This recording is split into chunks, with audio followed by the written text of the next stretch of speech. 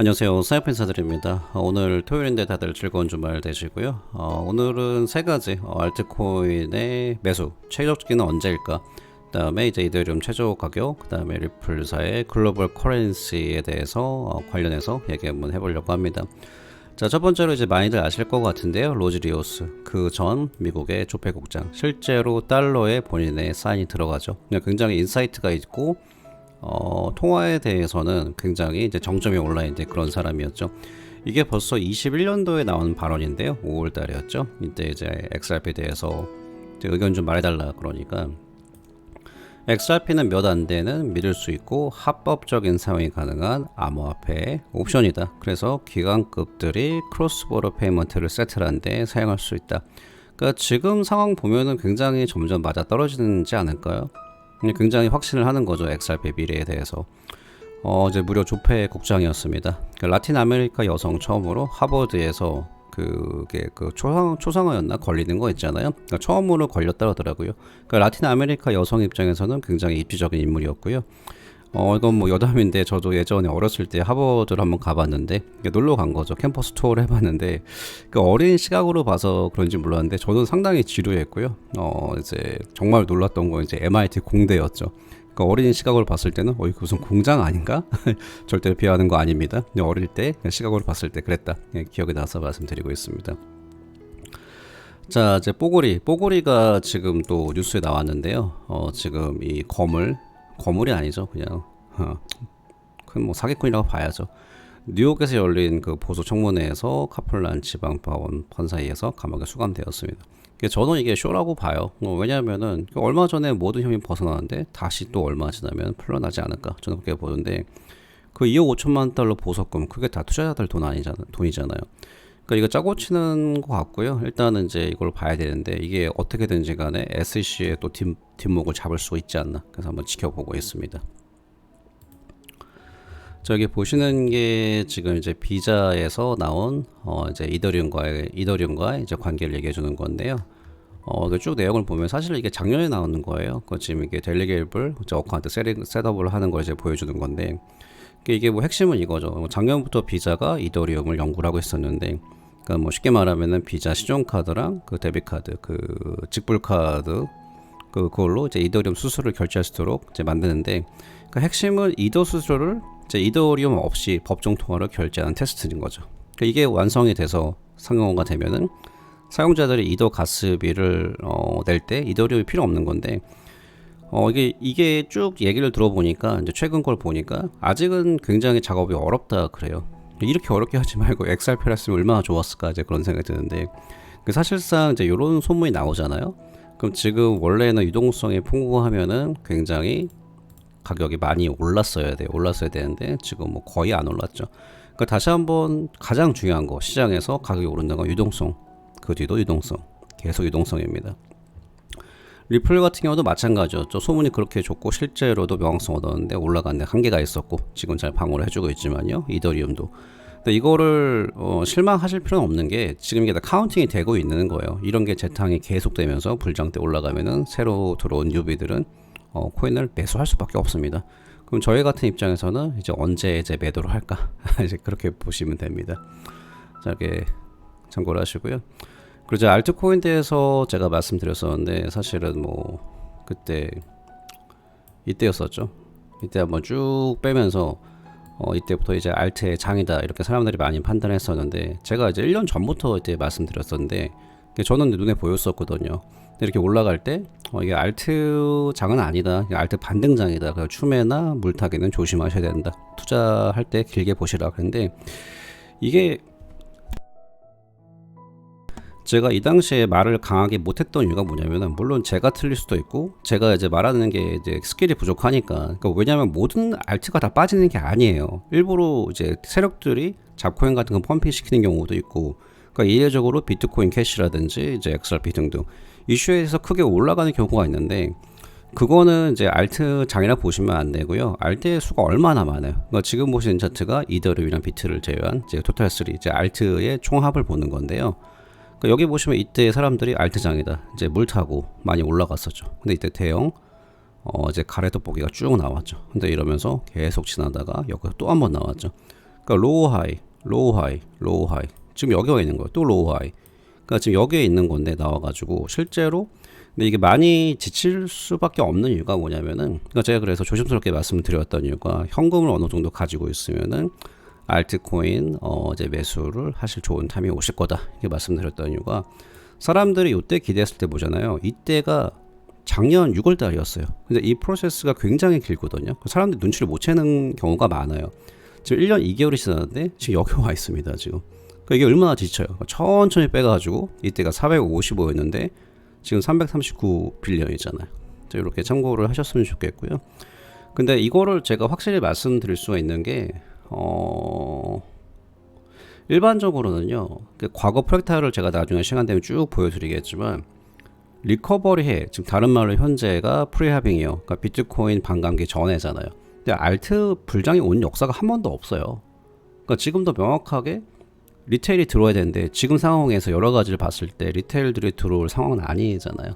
근데 결국은 제가 하나 말씀드릴 수가 있는 게 지금 뭐 추매를 하고 그래도 물타기를 하고 좀 힘든 경우가 있더라도 그게 마이너스가 났더라도 그게 좀 헛되는 건 아니에요. 그러니까 왜냐면 본인들이 그 코인에 투자를 하셨을 때 나름 확신이 있으시잖아요. 그러니까 리테일이 다시 들어오면은 그 물결이 들어오면은 분명히 좋은 성과가 옵니다. 그러니까 제가 추구하는 거는 현재 장에서 이제 괜찮은 알트 가장 저점을 잡아가지고 이렇게 하면 약간 죄송한데 저는 그게 되게 중요하다고 보거든요. 근데 그러면은 어쨌거나 돈이 들어오면은 마이너스가 순식간에 메꾸고 큰 수익이 됩니다. 그리고 그 베이스는 투자하는 코인이 다음 불장에서도 올라간다. 이제 그런 코인이 이제 기준이 되는 거죠. 저는 개인적으로 아직 알트들은 거의 아직 안 건드리고 있습니다. 이제 그렇게 조금씩만 이제 뭐 정찰비 형식으로 이제 매수를 하고 있다. 이렇게 말씀드리고요. 크게 말씀드리면 저는 가장 큰 기준이 이더리움이라고 봐요. 그러니까 이더리움도 제가 떨어진다 그러면 별로 안 좋아한다고 그게 해서 제가 말씀 못 드렸었는데 이더리움 같은 경우도 과거 프랙탈 보면 거의 지금 비슷하게 가고 있고요. 어제까지나 이더리움이 알트의 대장입니다. 그래서 이번에 알트 좀 매수 타이밍을 봤을 때는 뭐 제가 뭐 틀릴 수도 있지만 이더리움의 가격에 대해서 많이 이제 하락이 되면 이제 그때가 좀 기준이지 않을까. 그 시기는 아직까지 뭐 언제다 이렇게 말씀드린 건 거짓말이죠. 아무도 모릅니다. 일단 뭐 그 시간이 되면 다시 한번 말씀드리도록 하겠습니다. 여기 있는 거 확인하시고요. 그리고 에이다 같은 경우 작년에 제가 이제 말씀드리려고 그랬었는데 실제로 1년 뒤에 가격이 거의 한 40-50%가 빠졌습니다. 그러니까 저는 개인적으로는 통합적으로 봤을 때는 아직은 알트코인이 바닥이 아니다. 이렇게 다시 한번 말씀드리겠습니다. 제 의견입니다. 제가 틀릴 수도 있어요. 자, 여기 지금 보시면은 XRP가 $50 제미나이 거래소에서 $50 올라갔었죠. 이게 아마 매도를 못했을 거예요. 거래소에서 이걸 해줬을까요? 근데 이게 지금 유동성 부족으로 이제 생긴 일이긴 한데 그냥 제 생각으로 일부러 어그로 끌려고 그랬을 수 있어요. 뭐냐면은 그만큼 이제 코인 가격이 올라갈 유동성이 중요한데 XRP들 많이들 아시겠지만 이제 XRP 자체는 명확성을 얻었고 특히나 이제 여기 제미나이 거래소거든요. 여기가 지금 보시면은 이제 윙클보스 브라더스가 이제 운영을 하고 있는데, 제 생각엔 이거 일부러 그런 것 같아요. 타이밍을. 이때 일부러, 한번 보세요. 약간 그 윙클보스가 SEC랑 사이가 굉장히 안 좋잖아요. 그러니까 각을 세우고 있었는데, 이번에 SEC가 중간 항소 신청을 한 다음에 바로 이제 리스팅을 올려버린 거예요. 그러니까 저는 이게 계획적이지 않나. 그러니까 매기는 거죠. 그러니까 타이밍이 신기합니다. 항소 신청을 하자마자 어떻게 보면 이런 거 아닐까요? SEC가 중간 항소 신청을 하니까 우리는 XRP 리스팅 할 거야. 그러니까 코인베이스 같은 경우는 바로 했잖아 리스팅을요. 그러니까 제미나이는 타이밍이 훨씬 늦었고 그 실제로 타이밍으로 봤을 때는 지금 재상장이 좋지가 않아요. 할 때 다 같이 했어야 돼요. 그러니까 SEC 중간 항소 신청하면서 그때 리스팅 해야지 이런 거 아닐까요? 제 내피셜입니다. 실제 지금 강하게 지금 프로모를 하고 있죠. XRP 지금 이제 매일같이 이스턴 타임에 3시에 4,000개씩 준다. 이제 이렇게 오늘 더 끝나버렸죠. 이런 식으로 강하게 이제 XRP를 이제 홍보를 하고 있습니다. 이 윙클보스 제가 또 이제 계획적으로 생각한 게 뭐냐면은 지금 이제 이 얘기를 했잖아요. 그 중간 항소 뒤에 암호화폐 이제 그 SEC 좀 안 좋게 얘기하면서 요거 보면은 이 영상 보잖아요. 그러니까 이거 보통 거래소에서 이런 식으로 놀리는 밈 안 만드는데 이게 지금 보니까 실제로 제미나이 거래에서 이런 식으로 논리를 만들었더라고요. 그래서 얘들이 SEC 되게 싫어해가지고 먹이는 거 아닌가 좀 그런 생각이 듭니다. 그리고 윙클보스 형제는 메타인지를 상당히 잘하는 인간들이죠. 자, 이런 거 참고하시라고 말씀드렸고요.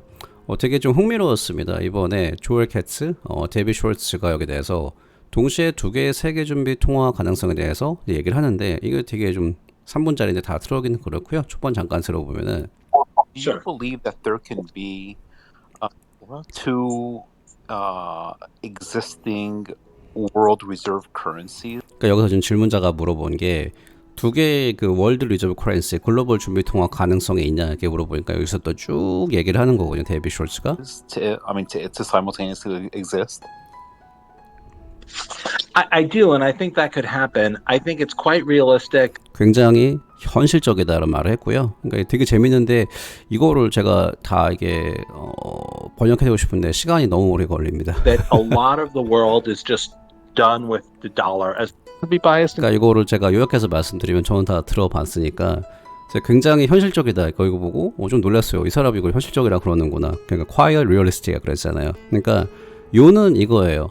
아무도 컨트롤할 수 없는 자산이 그게 그 두 개의 글로벌 준비 통화로서 가능성이 있다. 왜냐하면 현재 여러 나라가 있잖아요. 근데 달러가 지금 기축이잖아요. 근데 이게 영원하지 못하는 거를 이제 아는데, 그러니까 예를 들어서 다 강대국들은 다 경쟁 상대잖아요. EU, 러시아, 뭐 중국 등등 정치적인 라이벌이 통제한 통화를 원하지 않는다. 그 누구도. 그러니까 어디 휘둘리기 싫은 거죠. 다른 나라들이. 그러니까 예를 들면은 미국 달러가 이제 EU로 가는데 EU가 만약에 월드 리저브 커런시를 가지고 있으면 좋아하겠어요? 다 싫어하잖아요. 그러니까 중립적으로 아무도 컨트롤할 수 없는 자산, 탈중화된 XRP 같은 자산이 성공할 수 있다. 이게 굉장히 이제 가능성 있는 시나리오다 이렇게 얘기를 하고 있습니다.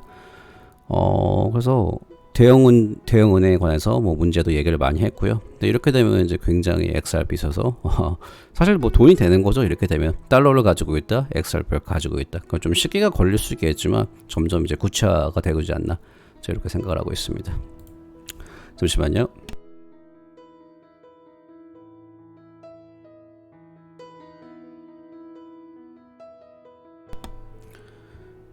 콘크리트 유토피아 영화 보셨나요? 제가 어저께 친구들이랑 약속이 있었는데 제가 기분이 상당히 별로 안 좋아가지고 혼자 취소를 했습니다. 욕을 많이 먹고 있습니다. 자, 스팟 비트코인 ETF가 현재 지금 딜레이를 겪고 있는데 저는 결국 될 거라고 봅니다. 제가 사실 이 이야기를 2년 전부터 했었죠. 근데 될 거라고 보는데 이번 장이 왜 제가 불장이 온다고 생각하냐면은 중요한 게 제가 기관급들의 움직임이라 그랬잖아요. 기관들이 움직여야지만 규제도 된다. 그러니까 지금 현재까지 굵직굵직한 거 몇 가지 보면은 지금 스팟 ETF 신청이 진행이 되고 있죠. 이건 뭐 된다고 보고 시간 문제고, 그 다음에 페이팔의 스테이블 코인, 그 다음에 EDX 거래소에서 비트코인 캐시, 비트, 라이트코인 등등 이더리움까지 상장이 됐죠. 그 다음에 리플의 명확성까지 얻었습니다. 그러니까 이렇게 제가 지금 말씀드려왔던 건 제 코인에서 제가 다루는 코인에서 이제 굉장히 이제 안전한 자산이잖아요. 근데 제가 방송에서 다뤘던 게 거의 뭐 대형 코인들이 이제 대형 코인인데 당연히 이제 비트코인 살아남을 거고 이더리움 살아남을 거고 XRP 살아남을 거고 BNB도 제가 볼 때는 문제가 많지만 결국은 이제 살아남다가 보는데, 사실은 지금 안전자산은 제가 굉장히 많이 말씀드렸는데 지금은 사실은 이제 암호화폐 코인에서 재밌는 말이 있어요. 진짜 부자는 스캠에서 탄생한다. 많이들 아실 것 같은데 그게 뭐냐면은 결국은 이렇게 지금 왜냐면은 시총도 굉장히 중요해요. 그 올리는데 한계가 있기 때문에 그 펌핑적인 그 관점에서 봤을 때. 근데 저번에 도지코인 이거 누가 상상을 했어요? 아무도 상상을 못했잖아요. 그러니까 이런 넥스트 도지코인 찾는 것이 지금 어떻게 보면 지금 숙제예요.